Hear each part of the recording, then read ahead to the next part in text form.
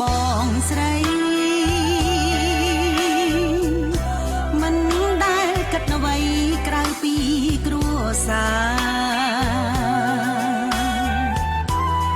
ចង់ឲ្យអូនរួមនៅបានថ្លៃថ្លាមេត្តាបៃតាបានលហើយក្នុងចិត្តជីវិតបងស្រីនៅវ័យកុមារ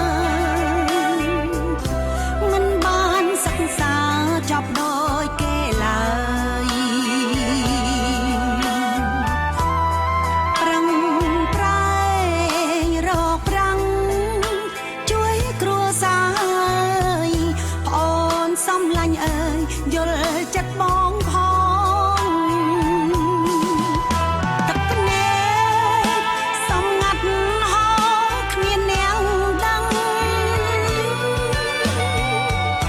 រាល់ថ្ងៃរំពឹងខំប្រឹងកេងផ្សងនឹកដល់គុណព្រះសូមជួយ